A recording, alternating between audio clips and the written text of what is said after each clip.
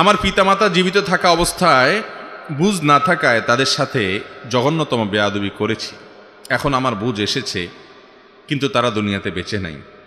আমার মাফের কি কোনো সুযোগ আছে? মাশাআল্লাহ ভাই, চমৎকার একটি প্রশ্ন।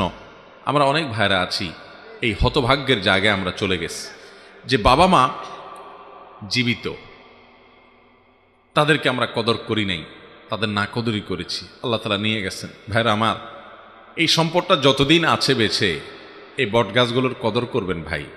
অনেক ভাইরা আছেন মনে করেন না, বাপ মা তো আমাকে তেমন কোনো সাপোর্ট দেয় না, তাদের দ্বারা তেমন কোনো উপকার আসে না। ভাইরা আমার, কিচ্ছুর দরকার নাই, আল্লাহর কসম করে বলছি, আপনার বাবা আপনার মা আপনার কোনো উপকার করেন না, কিচ্ছু করেন না, বরং আপনাকে ডিস্টার্ব করেন। আপনার কাছে মনে হয় কিচ্ছুর দরকার নাই।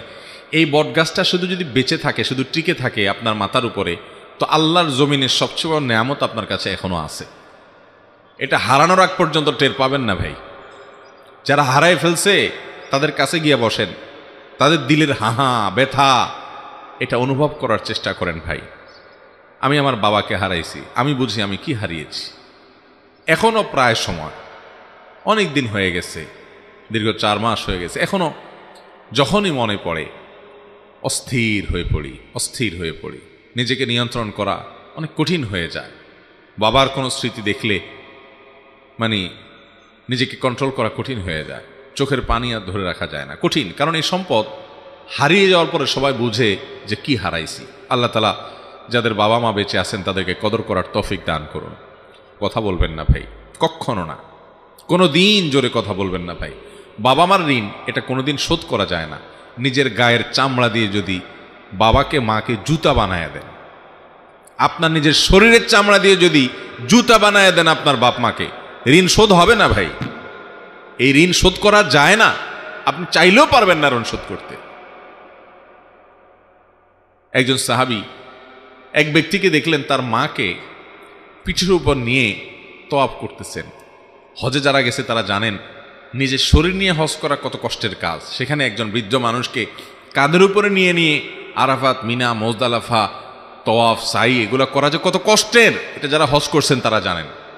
তো একজন লোক এরকম কষ্ট করতে করতে তার ভিতরে এক ধরনের আত্মতৃপ্তি আসছে যে আমি তো আমার মায়ের হক মনে হয় আদায় করে ফেলছি, যে মা আমাকে গর্ভে ধারণ করেছেন, দুগ্ধ দান করেছেন, আমি মনে হয় হক আদায় করে ফেলেছি।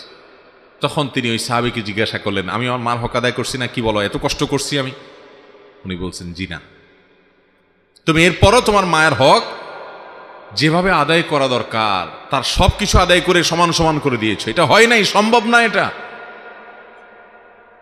নিজের স্ত্রী যখন সন্তান সম্ভবা হয়, এটা জিজ্ঞেস করে দেখেন কষ্টটা কি।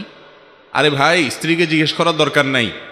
আপনার পেটের সাথে 3 কেজি 4 কেজি ওজনের পাথর, ইট, এটা পেটের সাথে একটু ঝুলায় রেখে 1 সপ্তাহ একটু হাঁটা চলা করেন, শুয়ে দেখেন, ঘুমায় দেখেন কেমন লাগে।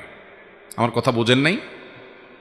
একটা ইট সুন্দর করে প্যাকেট করে পেটের সাথে ঝুলাইয়া, বেশি না, মাত্র 7 দিন বাজারে ঘাটে চলাফেরা, ঘুম, গোসল, খাওয়া দাওয়া সবকিছু করেন, দেখেন কেমন লাগে। ভাইরা আমার, 10 মাস যে গর্ভধারণ করে, স্বয়ং আল্লাহ তাআলা কোরআনে বলছেন, হামালাতহু উম্মুহু কুরহা ওয়া ওয়াদাআতহু কুরহা। মানুষের মা তাকে অনেক কষ্ট করে গর্ভে ধারণ করে। আল্লাহ বলছেন কষ্ট করে গর্ভধারণ করে, আল্লাহ জানেন। এবং গর্ভ খালাস করেন, সন্তানকে জন্ম দেন যখন, অনেক কষ্ট হয় ভাই। এই কষ্ট জীবনে কোনোদিন আমরা কল্পনাও করতে পারবো না। এরপরে তো দুগ্ধদানের কষ্ট আছে ভাই। আমরা যারা বাবা, বাচ্চারা একবারে বেশি 2বার ডিস্টার্ব করলে ধমক একটা বেশি 5টা দিয়ে দেয়। আর মা অনেক মা আছে দেখবেন ঘুম পাগল মা, কিন্তু বাচ্চা যখন একটু মা করে উঠে, একটু আওয়াজ দিয়ে উঠে, ওই ঘুম পাগল মাটা পর্যন্ত ঘুম থেকে জেগে যায়।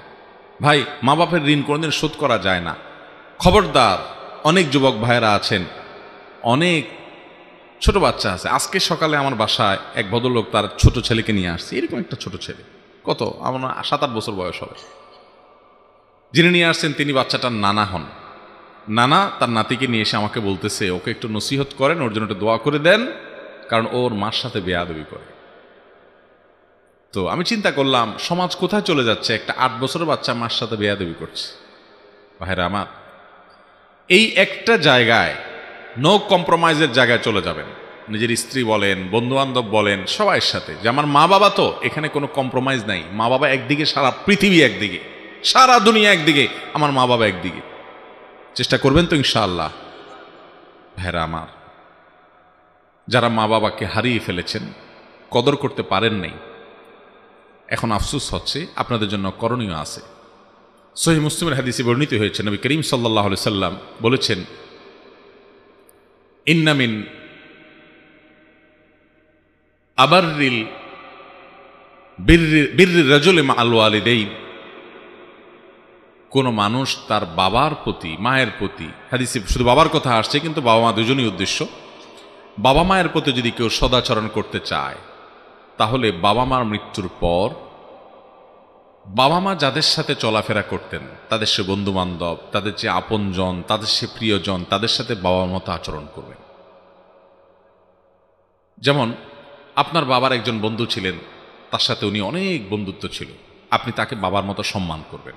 আপনার মার বান্ধবী ছিল, আপনার এক খালার সাথে তার খুব সম্পর্ক ছিল, আপনি অন্য খালার চাইতে ওই খালাকে একটু বেশি কেয়ার করবেন, কারণ মায়ের বান্ধবী। কথাকে বুঝাতে পারছি? সেই সাথে আল্লাহর কাছে চোখের পানি ফেলে দোয়া করবেন, দোয়া করবেন, আল্লাহ আমার বাবাকে, আমার মাকে আপনি মাগফিরাত নসিব করেন। খুব দোয়া করবেন, চেষ্টা করবেন তো ইনশাআল্লাহ। আল্লাহ তাআলা আমাদেরকে এই নেয়ামতকে সময় থাকতে কদর করার তৌফিক দান করুন। এরপরে প্রশ্ন হলো, আমি 5 ওয়াক্ত নামাজ পড়ি, আমি একাধিক মেয়েদের সাথে জেনা করে ফেলেছি, এখন আমার করণীয় কি? আমার কি ক্ষমা আছে? ভাইরা আমার, জেনার অপরাধ সম্পর্কে আল্লাহ রাব্বুল আলামিন কোরআনে কারিমে বলেছেন, যারা শিরক, জেনা এবং মানুষ হত্যার অপরাধগুলো করে ফেলে, বিশেষ করে জেনার কথা, এরপরে যদি সে তওবা করে, তওবা মানে কি? সে অন্যায় থেকে ফিরে আসছে, আর কোনোদিন ওইটার ধারে কাছে যায় নাই, সংকল্প করছে আর কোনোদিন করবে না, পাক্কা প্রতিজ্ঞা করে যদি সে ফিরে আসে, আল্লাহ রাব্বুল আলামিন তাকে ক্ষমা করেন। শুধু ক্ষমা নয়, কোনো কোনো ক্ষেত্রে শর্ত সাপেক্ষে ওই ব্যক্তির অপরাধকে মাফ তো করেনি, ওই জায়গায় সওয়াব দিয়ে আল্লাহ তাআলা পরিপূর্ণ করে দেন। আমাদের অনেক ভাই আছেন এ ব্যাপারে হেজিটেশনে ভোগেন, এ ব্যাপারে ডিপ্রেশনে ভোগেন, যে আমি এত গুনাহ করছি, আল্লাহ আমাকে মাফ করবে। মনে রাখবেন, মানুষকে নিরাশ করা হলো শয়তানের বড় ধান্দা। সে আপনাকে নিরাশ করে ফেলবে। শয়তানের কাজ কি জানেন? বলবে যে আরে কোন মুখে আল্লাহর কাছে মাপ চাইবি, তো তোর কি মাপ চাওয়ার মুখ আছে? এত আকাম করছস, থাক, চালায় যা। হাসতেছেন? এটাই বাস্তবতা, এটাই বাস্তবতা। মদিনা এয়ারপোর্টে আমাকে একলে ব্যক্তি ধরছে এরকম একটা প্রশ্নের জন্য। দেখা হয়েছে হঠাৎ করে এয়ারপোর্টে, বলে যে ভাই অমুক গুনাহ করার পর আমি শুনছি যে এটা আল্লাহ মাফ করবেন না। আমি গুনাহটা ছেড়ে দিয়েছিলাম, কিন্তু পরে মদ খাইতেন উনি, বলেন যে আমি এখন আবার শুরু করছি, শুনছি যে মাফ হবে না। এটা শয়তান করে ভাই। এই জন্য আল্লাহ তাআলার কাছে ক্ষমা নাই এমন কোন অপরাধ। আরে ভাই, শিরক করার পরও যদি কেউ তওবা করে, মাফ হবে কি হবে না? হবে। তাহলে জেনা করলে মাফ হবে না কেন? তবে হ্যাঁ, তওবাটা তওবার মতো হইতে হবে। শুধু মুখে আস্তাগফিরুল্লাহ বললে হবে না, ওই অপরাধের রাস্তা থেকে চিরকালের জন্য বেরিয়ে আসতে হবে। ওর ধারে কাছে আর যাওয়া যাবে, আল্লাহ তাআলা অবশ্যই মাফ করবেন ইনশাআল্লাহ।